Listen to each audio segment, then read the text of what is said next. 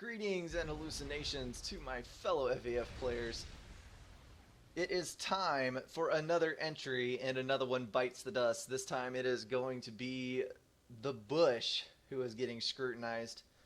Once again, I am going to go over the little disclaimer. By sending in this replay, you are admitting that you have made mistakes, and you are permitting me to point them out to everyone. I will try not to be too harsh, but this is going to be a learning experience, so hopefully TheBush will find this useful, and to everyone else who is watching, I hope that this will clue you into at least a couple of things that you may not have known about before.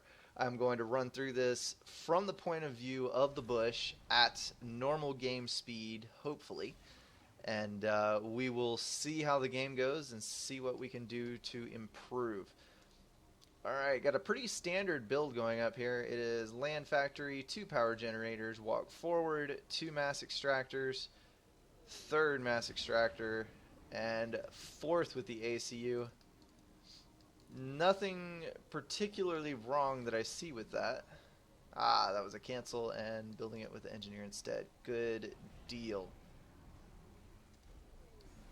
That looks almost like a reclaimable rock. I do not play this map enough. Pretty sure that one is. Let me see here. That is a reclaimable rock.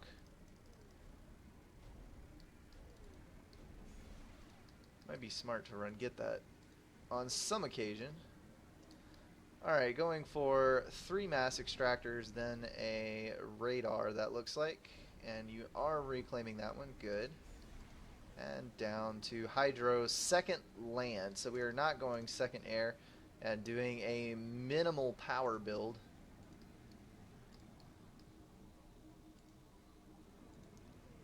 Scout going out, and engineer sitting idle.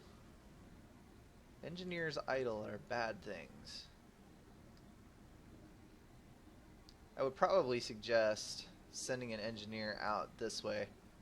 Perhaps use 2 different engineers to get some of these mass extractors, and before you run, I would run the scout like, I don't know. These clumps of trees are good for reclaiming in bunches so that you get more income faster. I believe you are surviving entirely too long on only 2 T1 power generators. You are now power crashing, and that is very bad. Mantis coming down. Awesome thing about the Selens, for people who did not know, if you put them on hold fire and they remain completely stationary for 4 seconds, they cloak. So enemy units cannot see them, cannot shoot them. Only a unit with Omni can see them. That would mean an ACU has to stumble across them at this point in the game. And finally, power being built. And the hydro has come online. That was an awful long time to power stall, though. I would definitely recommend going for a little bit earlier power, maybe 3 or 4 power generators up here instead of just 2. Also, I don't know why you wouldn't build the T1 radar adjacent to the hydro in order to pull the adjacency bonus so that your radar did not cost as much to run. Seems like a slightly odd choice. Alrighty, a handful of tanks to the front, still operating on 2 land factories. There is a 3rd going up, though. That is going to be up momentarily. And 2 more in addition to that. Still no air planned. Apparently this is going to be an air-free game. Got a pair of tanks and a scout going up both sides. There's the ACU. We now know where Agram is sitting. TheBush is in a good position to deny that ACU, and he is going to push in harder up here on the north side. Going to kill that engineer off and continue onward. I would definitely put one of those tanks to kill that mass extractor, just to be a pain. He is going around, I imagine, to try and score a hit on the hydro. Alrighty, a Zooey laying down fire on Agram. And the bush is hugging him close.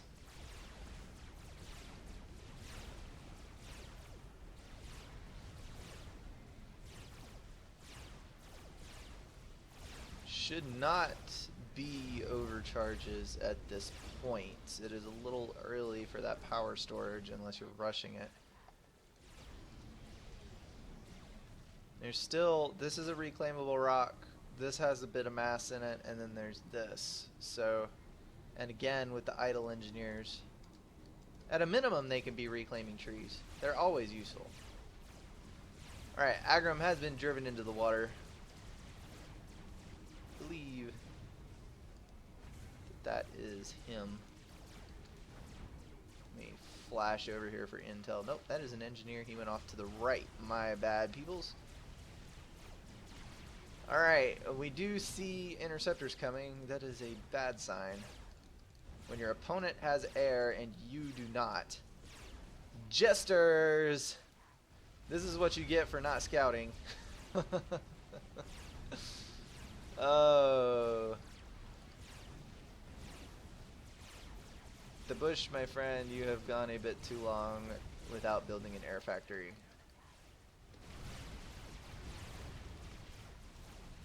And streaming in your units is a bad idea when there's a couple of enemy tanks clumped together. Triple T1 bomber, those are going to take out mass extractors wherever they please, and there is no anti-air anywhere to deny them. Gonna hit another mass extractor, probably going after... Oh, bad choice on Aggrum's part. He should have gone after the Hydro. That would have crippled you. Now in a hard stall at 10 mass.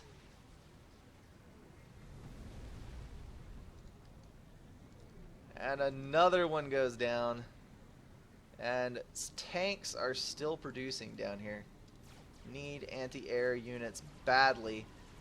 Instead, the factories are off. You're still producing tanks from the ones that are running, and you laid down an air factory and went interceptor, allowing these bombers to spend all of that time killing stuff in your base unopposed. So I would have to encourage you next time, please, please build mobile anti-air units. Stationary is expensive, and a factory plus an interceptor takes way too long.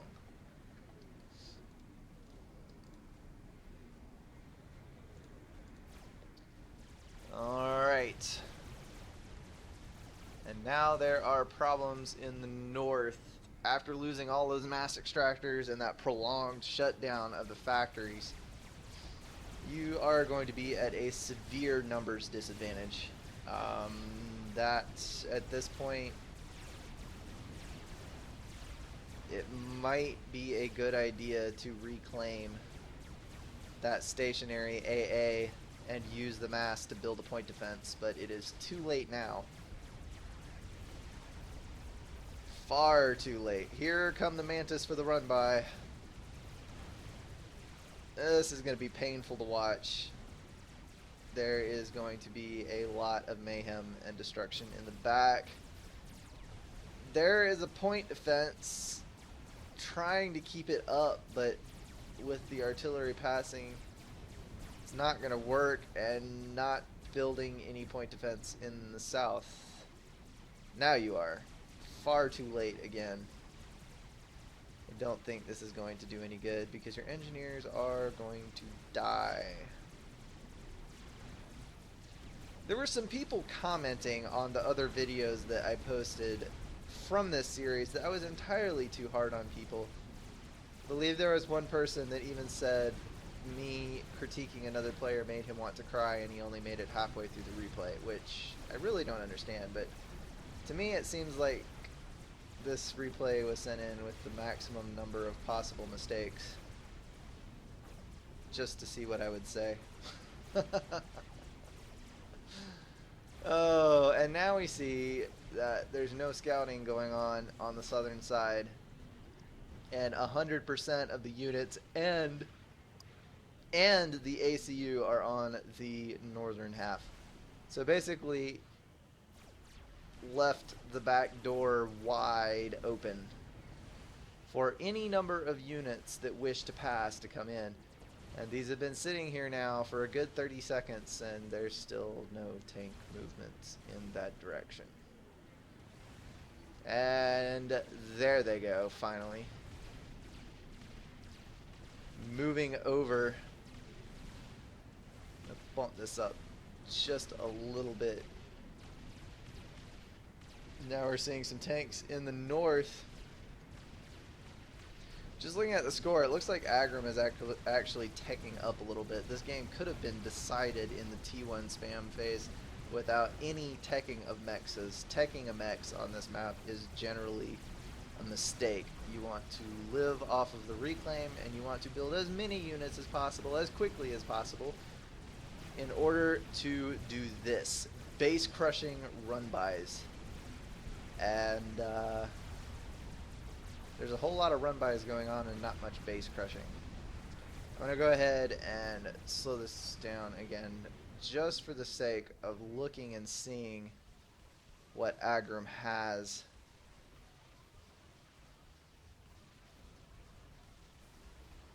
One tier 2 mechs.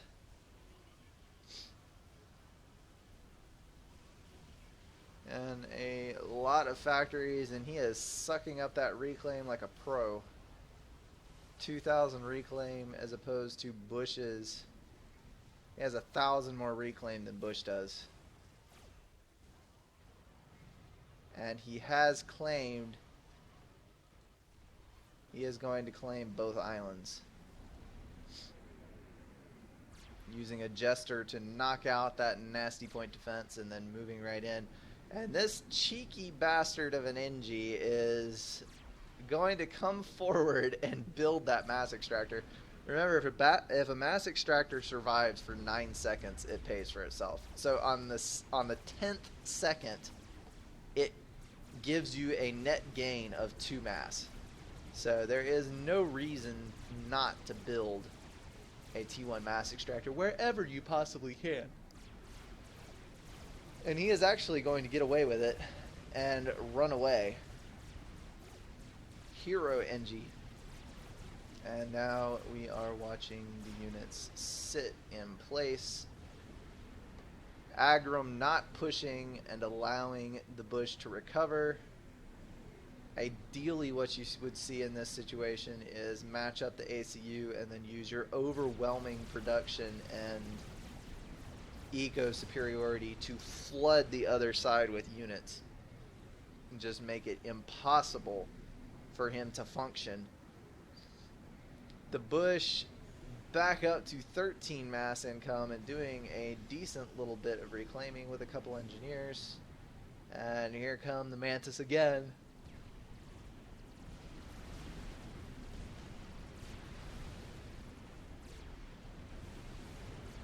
Lovely little air battle going down on here in the south.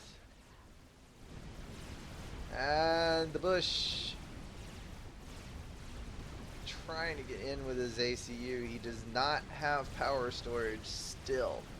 When you have a huge clump of Mantis like that, you could have been killing 4 and 5 per overcharge if you had a power storage. Power storage is online. It's like he read my mind in the past. And he now has an overcharge at his disposal, but once again, all of the units are in the north, and he's being attacked. In the south, he built the power storage forward, and it is going to die as soon as he built it. That is so sad to see. He does have tier 2 land and Ilshivas. I'm not going to call good or bad on that one, because honestly, when you're in a situation like this, sometimes tech is the way out of it when you're versus a person who is not pushing you like this. I'm actually very surprised at his rank and the lack of pushing that he's doing. So those Ilshivas are extremely good at wiping out T1 units. They do have very good range. Do a little bit of kiting, and the sheer amount of HP that they have will allow them to win. So I believe the Ilsheva is a legitimate choice. I'm not going to bash on it. But still at a disadvantage, not sure why Agram has not killed you yet. Teching as opposed to killing is a risky option. And there's the tier 2 actually building point defense next to his base. This is a turtle player trying to play a 1 versus 1. This is kind of hilarious to see. Instead of scouting and seeing what the opponent has, he is preventing what has not happened yet by building point defense, building TMD, a decent little bit of scouting, and you could tell exactly what was going on with the other player. And there are an awful lot of rhinos there. 4 rhinos to 4 Ilshevas, but with the addition of the Mantis and the other units that were there, I don't know, the Ilshevas are still going to win it. Dang good unit, the Ilsheva. Oh, ACU walking into hoplites. And so many Mantis. Health just flying off the bar. Diving in with his own units to try and push that back. That is a dangerous position to be in. Alright, the Ilshevas are dead. And there are still units coming. 3 more right there. He has rebuilt his power storage. Hopefully this time at a better location. Yes, a little bit further back. That's a good thing. That's probably a frigate that is sniping off the hydro and then that mass extractor. And yes, that is a frigate because there is AA.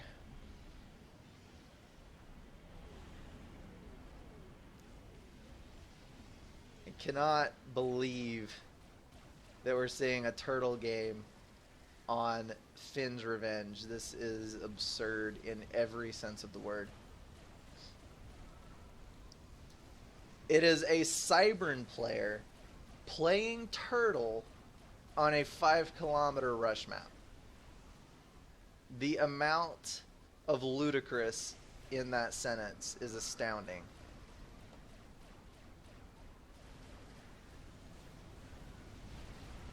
He has 4 tier 2 mechs, a tier 2 power, attack defense, and 2 T2 point defense.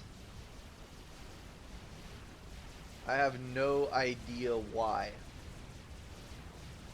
And he is building a full-blown sub-plus frigate navy, despite the fact that if he could scout or get up a sonar, which is very cheap, actually he does have a sonar. If he got that up to T3, he has the power and the mass for it. You could see the entire freaking map with 1 sonar, which would then provide him stealth on the beach. That would be interesting to see. Alright, but back to the bush.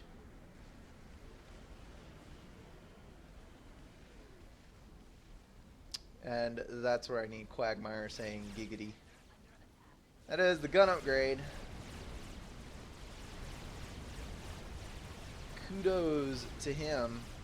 And fire beetles, and boom.